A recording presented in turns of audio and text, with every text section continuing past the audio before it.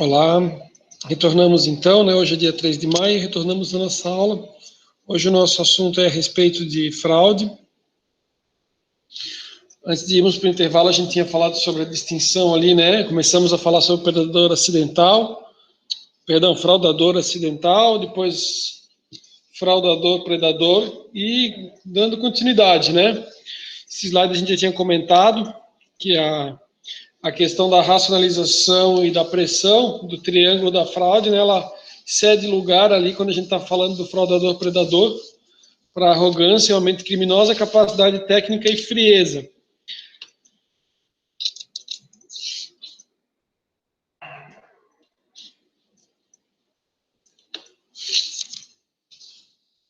Entendendo o comportamento dos interessados na prática de fraudes. Aí o que acontece? A prática da fraude, né, ela não envolve, às vezes, só uma pessoa. Você tem várias pessoas ali envolvidas, né? Então, aqui eu tenho, né? Aqui tem uma distinção ali, o papel de cada um deles, né? O idealizador ou perpetuador, então, que perpetra a fraude, né? Pessoa com liderança que se beneficia direta ou indiretamente da fraude. A pessoa que tem o conhecimento técnico, né? Pessoa que operacionaliza a prática da fraude. E o participante passivo ou colaborador, pessoa que pelo silêncio, né, aquele que se omite, né, ou complacência permite que a fraude seja cometida, ou é a pessoa que ele acaba cobertando, né? Então, você tem casos também que a pessoa ela tem a ideia, mas ela não tem o conhecimento e habilidade técnica. E daí você tem alguém que desenvolveu ali, que consegue botar a fraude, né? A gente tem muita questão, por exemplo, de fraude de cartão de crédito, e quem acaba executando não foi o cara que desenvolveu. Então, tem alguém que tem conhecimento técnico, desenvolve, e ele acaba comercializando para que outras pessoas utilizem, né? Tipo, quem clona cartão e tudo mais. Então, ó, exemplo aqui, né? De quem é o idealizador, ou que perpetra a fraude, e as vítimas. Então, presidente, diretor, gerentes e administradores. Quem são as vítimas? Os acionistas, os credores e outros que utilizam as demonstrações contábeis. Então, são demonstrações contábeis que não condizem com a realidade. Quem é o prejudicado? É aquele credor que pensa que a empresa está numa situação super boa e ela não está. É o acionista que investe ou que busca, né, adquirir os papéis da empresa, as ações da empresa, e não é a realidade, né? Tá toda cheia de vícios, de fraudes ali, né? Então, conceito e objetivos da fraude. Fraude praticada pela alta direção da empresa que envolve desvios mediante operações danosas para a entidade com a manipulação de dados constantes das demonstrações contábeis. Então, exemplo, né? Com os seguintes objetivos. 1. Declarar vendas ilícitas visando aumentar o resultado líquido de que participam. Então, vendas que não existem. Então, ele joga lá. Por quê? Porque daí aquele acionista pensa, poxa, essa empresa vale muito mais. Porque pela quantidade de vendas que ela tem feito, né, um negócio super bom. Às vezes é umas vendas que não vão se repetir, é umas vendas que não existem, né, só no papel. 2. Diluir contas a pagar com a apresentação de demonstrações enganosas, para que os acionistas acreditem estarem diante de uma boa situação financeira. 3. Apresentação de situações irreais junto a banqueiros, fornecedores ou investidores, mediante, né, uma sobreavaliação de ativos e passivos que daí são, né, mal avaliados. Então, o cara bota ali um resultado que não é condizente com a realidade. 4. Redução do lucro ou aumento do prejuízo, mediante. Aqui é quando o cara começa a jogar um monte de gastos que não são, né, não eram devidos, né, só para... Cara, aqui sem comentários, né, aqui sem comentários. A gente trabalhava para dar o máximo de resultado, uma das empresas que eu trabalhei, que vocês sabem qual que é, né, e daí você via, assim, verbas de publicidade e marketing, né, nome como Marcos Valério, umas coisas assim, né, que eram, assim, milhões e milhões e milhões, né, e a gente lá economizando clips, né, tipo, pô, piada, né. Então, A, né, redução do lucro e aumento do prejuízo, forjar despesas ou provisões irreais. B, diminuir o resultado da contagem dos inventários físicos, transferir receitas de vendas realizadas no exercício para o seguinte. Então, ele acaba prejudicando ali o investidor. Aumento do lucro, diminuição do prejuízo mediante forjar receitas ou vendas que não existem, aumentar o resultado da contagem física e antecipar a receita de vendas no exercício seguinte.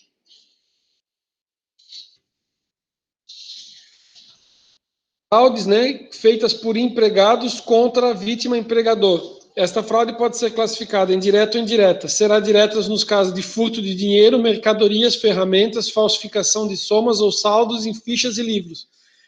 Tive uma situação onde nós tivemos uma reclamatória trabalhista. A reclamatória trabalhista deu certo, teve esse resultado. A advogada fez questão, ela falou assim, doutor, vim aqui conversar com o doutor, a gente está pagando o acordo, mas assim, a empresa reclamada, ela ficou muito, muito chateada. O que aconteceu foi o seguinte, tá? Eles fizeram vistoria íntima, e daí pegaram o rapaz. Só que a vistoria íntima, ela é vedada, né? Você não pega o funcionário e faz uma vistoria, tipo, não existe, né? E, na verdade, o empregador, ele estava sentindo que ele estava sendo furtado mercadorias dele, e ele chegou num ponto que ele quis fazer justiça com as próprias mãos, sabe? E daí ele fez a tal da vistoria íntima no funcionário, pegou o rapaz, né, furtando, quis despedir o rapaz, a gente entrou com uma reclamatória trabalhista, e na minha concepção o cara realmente parecia ser uma pessoa idônea, e daí a advogada falou, doutor, isso não vai mudar nada, né, entre nós, assim, entre a situação nem nada, mas quero só dizer para o doutor que realmente o rapaz ali, ele furtou e furtava, né? Eu falei, olha, doutora, o rapaz jamais me falou algo nesse sentido, né? Não vou nem levar isso para a indagação dele, mas a vistoria íntima, a doutora sabe, ela falou, não, eu sei, a empresa fez errado, jamais poderia ter feito e coisa e tal, né? Mas o empregador ali, ele, né, pareceu bem sincero ali o que ele falou, mas a forma dele, né, o modo que ele utilizou foi inadequado, né? Fraudes cometidas por fornecedores, né? Vítimas, empresas adquirentes de bens e serviços. Essa fraude pode ser praticada de duas formas. Com atuação solitária dos fornecedores. 2, mediante conluio com compradores. É aquele comprador que aceita, sabe? Recebe a menos. Tal prática resulta normalmente das seguintes ações: compra de mercadorias, matérias-primas ou bens de fornecedores por valor superior ao praticado no mercado, declaração falsa de recebimento e declaração falsa de recebimento de serviços. Outra situação, clientes, né? Quem faz a fraude? Clientes, a vítima é empresa, empresas que vendem bens e serviços. Outro tipo de fraude, indivíduos estranhos à empresa, vítimas, sócios e acionistas investidores. Então, aqui é bem interessante, né? Eu tentei trazer bem detalhado, vou deixar aqui de vocês, depois deem uma olhada ali nesses aqui, esses mais tipos aqui, por exemplo, indivíduos estranhos à empresa. Né? Que tipo? Manipulação ou furto de dados com a utilização da web. Né? Ou corretores ou indivíduos que em grupo ou isoladamente enganam as pessoas com promessas de alta rentabilidade na aplicação de ativos inexistentes ou desvalorizados. Aqui tem, né, aquele tipo, o lobo de Wall Street, né, que o cara vendia ações, as pessoas pensavam assim que aquilo ia valorizar, ia crescer um monte, e até teve questão em relação à manipulação de mercado. Senhores, vou só pedir um minutinho, vou assinar uns documentos, vou deixar o vídeo gravando aqui, a gente já continua aqui, tá? Tudo bom, Madeu? Documento para assinar?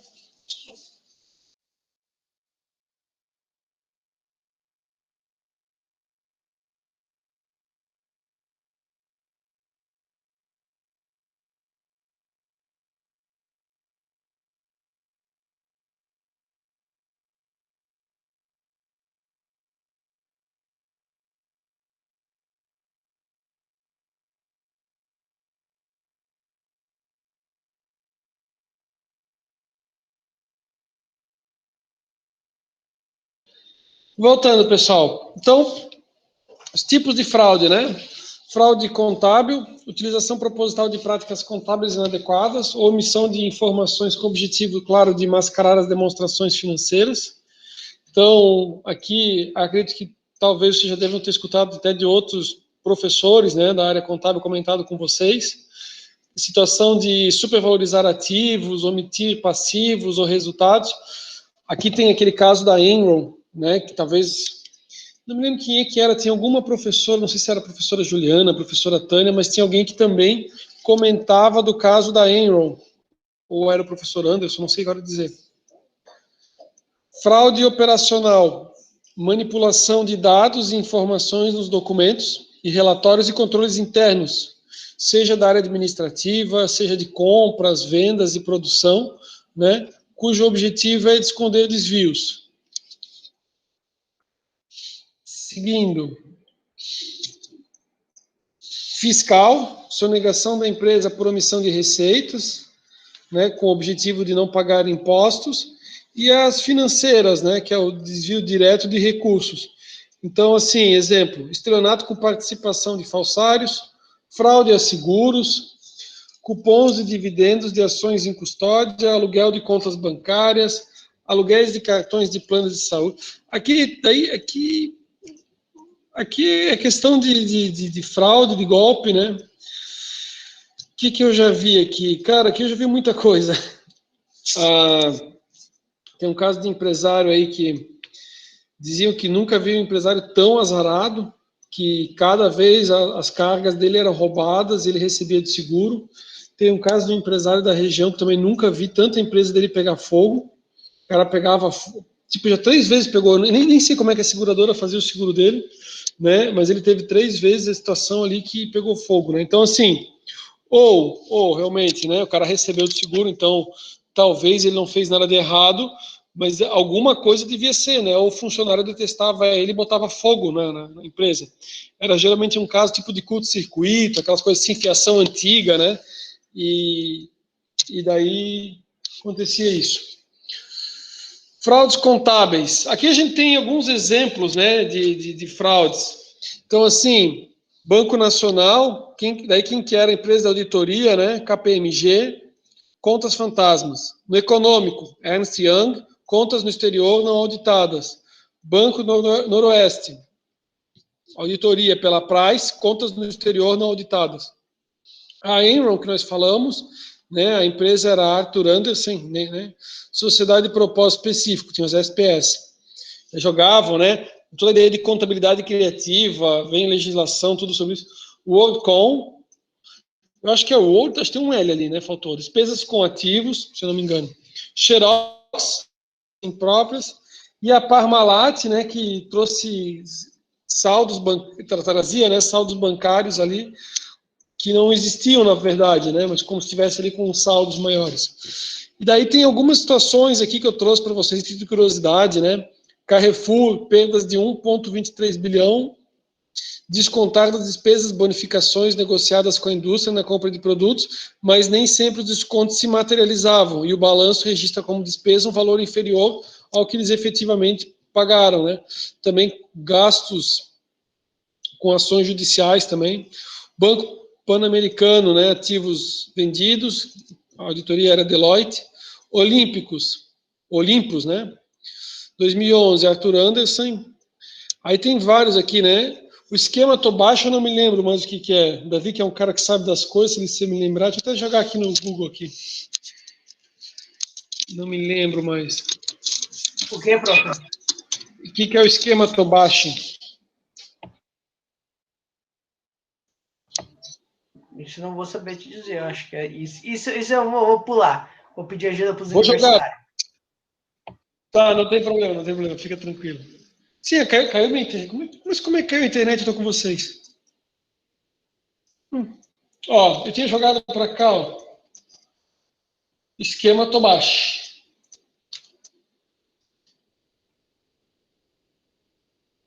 Aí ele disse que a conexão interrompeu. Bem, enfim, fica para dar uma olhadinha depois em casa. Tá? Vamos voltar aqui para nossa continuação aqui. Aí ele tem ali alguns exemplos, né? Então tá, aí tem a ideia, que nem a gente foi vendo da questão da fraude, porque esse nosso assunto aqui ele envolve, né, tanto a ideia de vocês na perícia, mas ele é um assunto que ele acaba extrapolando, né? Porque você, como perito, vai tentar identificar, vai analisar a documentação, aí quando você, né, diligenciar para buscar os documentos, daí com tudo que a gente foi observando e conversando, o cara já vai ficar de olho, tipo, pô, esse cara está trazendo informações, sempre é o elo de contato, será que ele está realmente querendo ajudar ou será que ele está querendo me jogar uma cortina de fumaça e eu não consigo descobrir, né? Então, em relação ao foco das fraudes, né? Interno, funcionários, externo, em conluio com... Interno funcionários ou interno em conluio com externos clientes. Aí aqui eu vou trazer alguns dados a título de informação, né, para vocês, e diz assim, ó, a KPMG analisa a cada 2 anos cerca de 1.000 empresas nacionais de diversos aspectos, né, relacionados às fraudes. Esses dados eles são antigos, mas eles são interessantes para dar um parâmetro.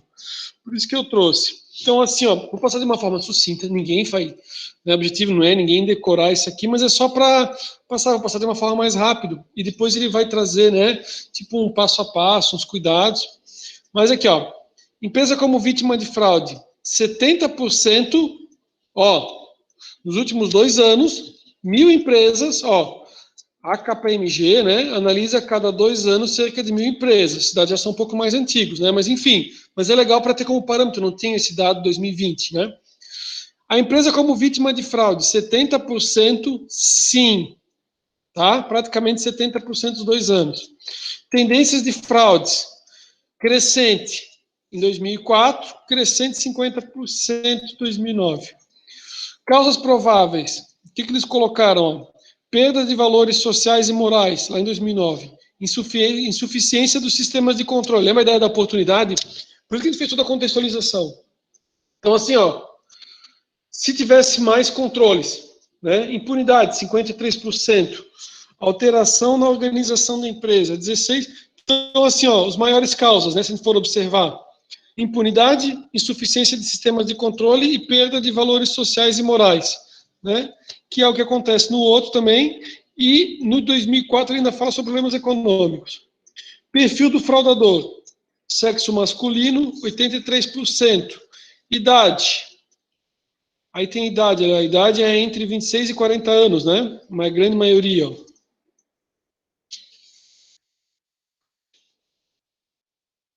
Perfil do fraudador aqui. Aí aqui, ó, remuneração dele. Na época, né? Então aqui, ó, de 1.000 a 2.000, 26%, que também depende também, né? Porque a grande maioria dos funcionários vai ganhar um X e um percentual menor, então pelo percentual talvez, né? Tempo do fraudador na empresa. Aí a gente consegue ter um parâmetro aqui de tempo, ó. Está mais ou menos bem distribuído, né? Ó, remuneração em 2009. Entre 1.000 a 2.000, praticamente 30%, 2.000 a 3.000, 22%, né? E daí, ó, vê que mesmo quem ganha acima de 7.500 está empatado com 3 a 4.500. Então, se somar os dois, já dá 32%. Posição hierárquica. Também lembrando, né, que você tem muito mais pessoas num determinado nível do que no outro. Origem do ato. Aí aqui, ó, isso aqui é interessante, ó, qual que é a origem? Né? Então, a grande percentual da origem, pelo que a gente está vendo, é dos funcionários. Né? Quem é que perpetuou a fraude? Funcionários, 61%. Áreas afetadas. Financeiro, 39%. Compras, 30%. Almoxerifado. O cara já tem um parâmetro, né? Almoxerifado, a questão relacionada ao inventário, por exemplo. Né? E tem o financeiro, tem a tesouraria, né? Tesouraria financeira talvez desse para falsificação de balanços, 1%, 2004, ó, a grande maioria ali, ó, falsificação de cheques ou documentos, roubo de artigos, 33%, notas de despesas, 30%, e aqui ele traz as informações também. Valor envolvido. Valor envolvido, acho que a grande maioria ali, né, 83%. Claro, também depende de quem tem esse recurso, né? Ó, grande maioria abaixo de 1 milhão. Recuperação. Vejam que interessante, ó. Das fraudes, quanto que conseguiu se recuperar? Metade não se recuperou em 2004 do dinheiro e em 2009, 70% não conseguiu recuperar as perdas. Constatação. Controles internos, por isso que são tão importantes os controles internos, né? Até para outras disciplinas também. Ó, controles internos 52, auditoria 39, que é praticamente 40. Se somar os dois, né? Aliás, não dá para somar os dois, né? Não dá para somar os dois, porque na verdade aqui ele está trazendo, teria que somar ou mais claro com o outro ali, né? Aí tá, ó, tipo informações terceiras com investigações especiais, controles internos, aí faria sentido. Legal. Esse material aqui, com essas questões, esses gráficos, eu vou deixar a título de informação, de curiosidade, né? Não, ninguém vai decorar os gráficos, não é esse o objetivo. As fraudes, ó, as fraudes, como é que elas podem ser classificadas, né? Apropriação de ativos, corrupção e fraudes contábeis. As fraudes contábeis podem ser financeiras ou não financeiras. Apropriação de ativos pode ser ou cash, que é dinheiro, ou a questão do inventário, né? Furto de mercadoria, por exemplo, ou outros ativos, né? Corrupção, preocupação com conflito de interesse. Também pode ter situação onde a pessoa está dentro da empresa, ela está prejudicando a empresa para favorecer uma concorrente que o cara está envolvido com a concorrente, né? Então, ele faz a empresa dele perder para o outro ganhar. Suborno, né? Benefícios ali ilegais ou a própria extorsão, né? Quando a pessoa já exige. Aí ele diz assim, ó, como é que é? Tradução de repórter, tipo como se fosse uma notícia, vamos supor, né? Notícia para as nações, né? A respeito de fraude e abuso. A auditoria externa, apesar de estar presente em 81% das empresas pesquisadas, ela só captou 3,5% das fraudes, o que pode demonstrar que ela tem seu valor para algumas funções, só que ela por si só não é suficiente na detecção da fraude. Por detectar 43% das fraudes a partir de denúncias, né, tipo tips, dicas, as linhas de denúncia parecem ter um papel relevante nos programas antifraude. Aqui é o seguinte, o nosso assunto é perícia e investigação contábil. Então, pode ser que você, no nosso assunto, que vai acontecer bastante, tá? Isso eu já vi acontecer, porque já vi acontecer, já vi acontecer como em negócios da família. Você, contador, vai ser contratado, não lá pelo juiz, você vai ser contratado pelo empresário, certo? Para fazer uma investigação contábil na empresa. E daí, você identificou uma fraude, né? Ou você identificou várias lá, né? E daí, tipo assim, o empresário vai perguntar assim, tá, mas como é que eu posso fazer para minimizar isso? Beleza? Daí você diz assim, olha, primeira coisa, a auditoria interna, tem uma auditoria interna. A outra, linhas de denúncia. Vê aqui, ó. Por detectar 43% das fraudes a partir de denúncias, tipos que são dicas, as linhas de denúncia parecem ter um papel relevante nos programas antifraude. Então, assim, ó, esse nosso material é para isso, né? O cara olha e fala assim, olha, além de você ganhar para fazer toda a investigação contábil, o cara vai pedir, como é que eu poderia resolver, né? Observa-se que apenas 54% das empresas indicaram ter um mecanismo, de linha de denúncia implantado. E menos de 11 indicaram pagar recompensas aos denunciantes. A ideia também, tipo assim, que a pessoa também, né, também tem ali um bônus ali, né? Senão, se o cara só tiver o ônus também, não sei, né? Aí você, acho que vão denunciar, né? Mas às vezes o cara vai colocar ali o que eu vou dizer? Assim, ó, eu tive uma situação com um cliente meu. Acho que eu já comentei isso para vocês. O cliente chegou para o dono da empresa e falou assim, ó, estão furtando a mercadoria de dentro do local. Estão furtando. O funcionário está levando a mercadoria embora para casa. Sabe o que o empresário fez? O empresário foi lá e falou para o funcionário, e aí, cara, estás me furtando a mercadoria porque fulano me disse. O cara passou a ser ameaçado de morte, né? Então, assim, no que resultou, né? Obviamente, o cara não pôde mais trabalhar, obviamente, teve que entrar com a reclamatória trabalhista e o cara ganhou uma boa indenização, né? Mas, assim, ó, se tu perguntar para o meu cliente se ele faria de novo, ele vai dizer assim, jamais, jamais, né?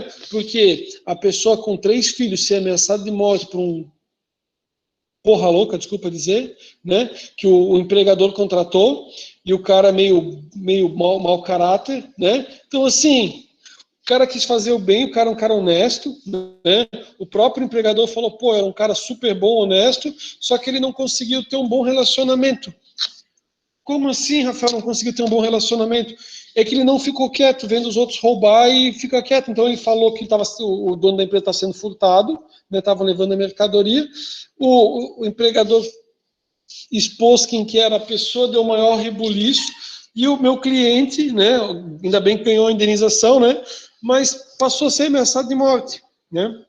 Então, cara, então assim, ó, no mínimo, né, pagar uma recompensa, fazer de forma anônima, por isso que esses canais são tão importantes, para a pessoa fazer denúncia anônima, se o cara se identificar, obviamente não vai fazer, né?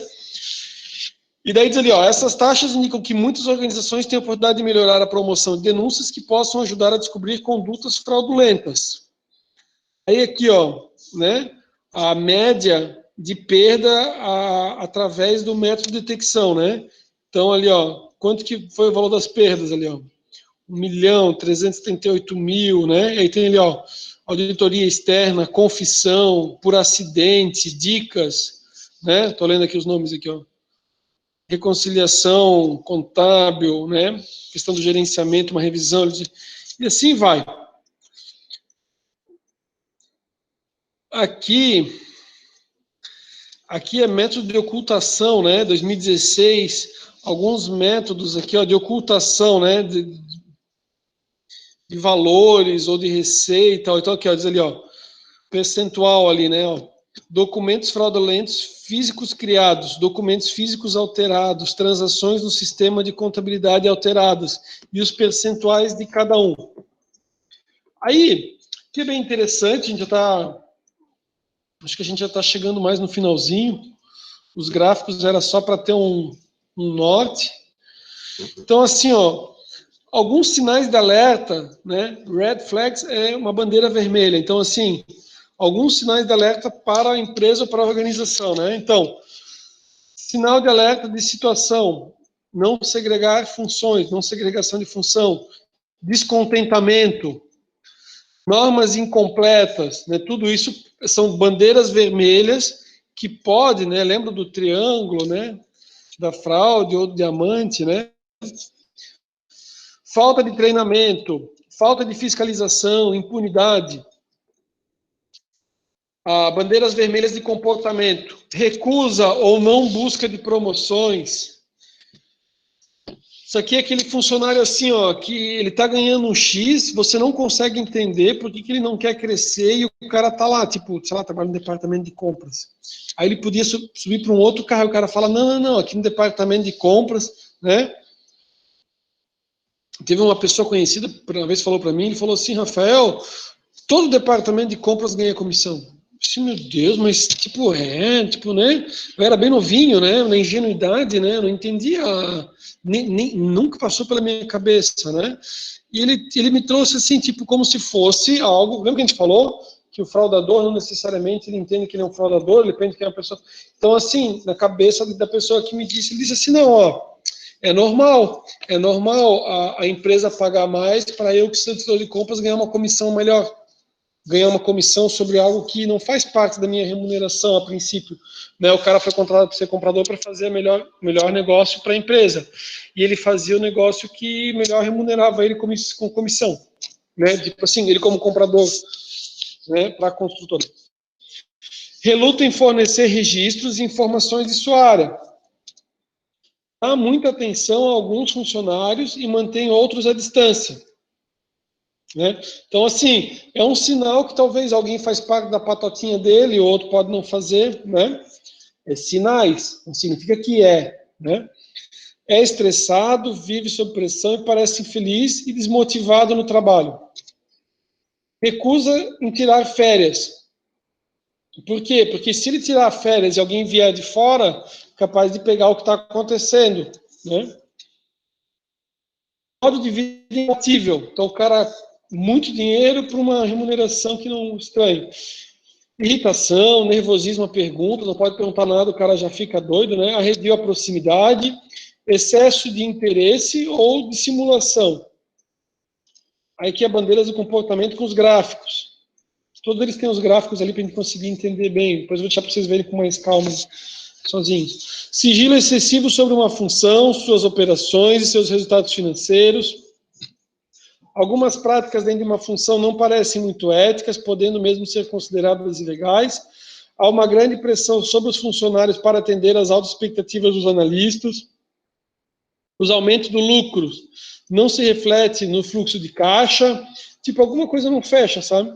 Gerentes sênior recebem grandes bônus ligados às metas. Né? E aqui tem ó, alguns alertas, né? Então, aqui ele vai trazendo aqui o que para tomar cuidado em relação a receitas, em relação a despesas, ó, outras áreas, ainda sobre estruturais e organizacionais. A existência de vários acordos bancários pode indicar a intenção de reduzir a transparência a respeito das finanças, métodos de pagamentos complexos ou incomuns e acordos com certos fornecedores ou clientes podem refletir a intenção de ocultar a natureza da operação. Operação remota não é efetivamente monitorada pela chefia. E aqui, né, as bandeiras dos auditores, né, os relatórios. Aí é bem interessante aqui, ó. Ele traz ali as médias, ó. Bem legal para dar uma olhada, né? Claro, cada um está vivendo um momento. Então, alguns estão com TCC, estão com outros focos. Mas esse é um material bem legal para vocês terem. E numa investigação contábil, numa perícia, né? Dá mais uma analisada aqui no material. É bom como fonte de informação, porque que nem a gente viu, a gente tem a KPMG, né? Com a pesquisa, né, com mais de 1.000 empresas, o que você tinha de resultado, então dá para tirar muita informação valiosa do material. Por que as fraudes ocorrem? Então, passos de auditoria engessados, falta do elemento surpresa, lembra que eu falei do caixa do banco? Que o grande tchan ali para auditorar os caixas era a questão do evento surpresa. Você não sabia quando é que ia ser feito ali a contagem do numerário. Né? Se você soubesse, vai ser feito em tal dia, o cara simplesmente ia devolver o dinheiro, depois pegava o dinheiro de volta. E assim ele ia girar o tempo todo, né? Pouca importância ali as bandeiras vermelhas, então, né, uma outra razão pelo qual as fraudes ocorrem. As análises ocorrem de forma isolada, pressões do cronograma da auditoria, resignação ou falta de questionamento, falta de políticas e regras claras dentro da organização, falta de segregação de função, falta de bons controles internos, e daí ele traz aqui, ó, como é que você pode fazer para reduzir as fraudes? Sugestão, melhoria dos controles internos, 84%. Olha que interessante ali também, ó, treinamento de funcionários e sensibilização gerencial, né? Tem vários, bem interessante, ó. Aqui, ó, em 2009, a mesma pergunta, outro ano, melhoria dos controles internos, né? Treinamento dos funcionários, elaboração de um manual de comportamento profissional. Então, como reduzir? Criar a inibição, diminuir a tentação, aumentar a conscientização, políticas e procedimentos bem elaborados, comprometimento, criar comprometimento na empresa, mas ao mesmo tempo criar um impacto sobre os maus atos.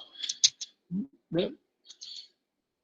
Coação efetiva, incluindo auditoria e procedimentos de controle, um sistema de alerta. Estabelecer uma política clara em relação a assuntos relacionados à integridade, tolerância zero, altamente recomendada. Claro, que não adianta você fazer toda a auditoria interna se não tiver nenhum tipo de punição, ou tipo, fazer por fazer, e aí o que acontece, né? Então, tem que ser tolerância zero.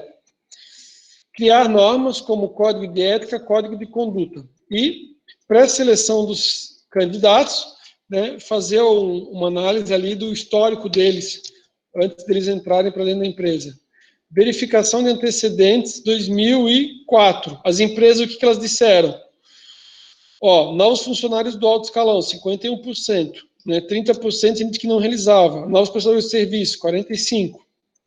Depois, em 2009, novos funcionários de alto escalão.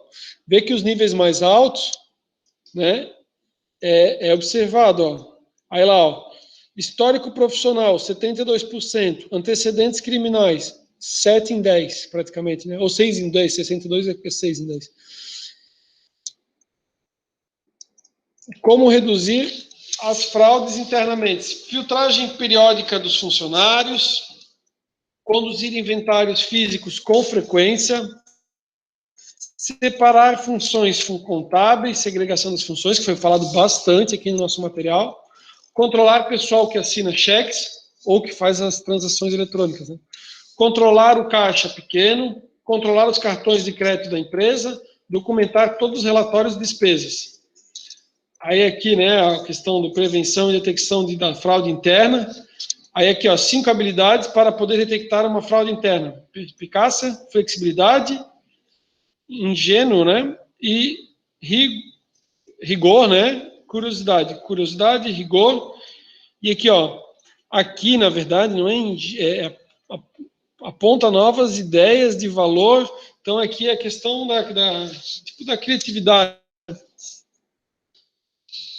Aí depois, visualização, apresentação sobre dados e fraudes, né? Aí aqui ele traz alguns passos, ó, né? Visualização de dados exploratórios. Partes relacionadas, fusão de dados. Daí ele faz a fusão de dados, ele está querendo fazer assim, ó. Fornecedores são sócios, membros próximos da atividade dos outros executivos. Ele quer ver relação entre eles, né? E a relação, obviamente, vai acabar com a imparcialidade. Avaliação de fornecedores. Tipo, olha o que eu tenho aqui, ó. Tipo, modelo já espacial, uma forma de analisar. Tem trocentos fornecedores super próximos. Aí o cara vai lá e compra alguém lá de Manaus. Faz sentido? Né? Então, assim, são alguns critérios, né, para você conseguir tentar identificar. Então, se existe relação ali entre eles, em relação ali aos fornecedores, a questão geoespacial. Aí ele traz ali melhores práticas de prevenção, certo? Senhores, vou deixar esse material para que vocês deem uma olhadinha depois ainda. Tem, ó, ele tinha a questão das melhores práticas, né, ele traz aqui 10 pontos. E o que eu quero que a gente faça? Agora eu vou parar a nossa gravação e eu trouxe são umas 6 questões de múltipla escolha. Vou dar um tempinho para que a gente resolva e nós retornamos às 9h35. Aí a gente faz a correção dessas 6 questões, tá? Elas já são válidas e úteis aí para a nossa M2. 6 questões de múltipla escolha, elas estão no sala de aula, né? Só ler, ver qualquer resposta. 9h35 a gente retorna para o grande grupo e a gente, né, conversa e vê qual que é o nosso gabarito, tá bom? Valeu, até daqui a pouquinho. Vou parar a gravação aqui.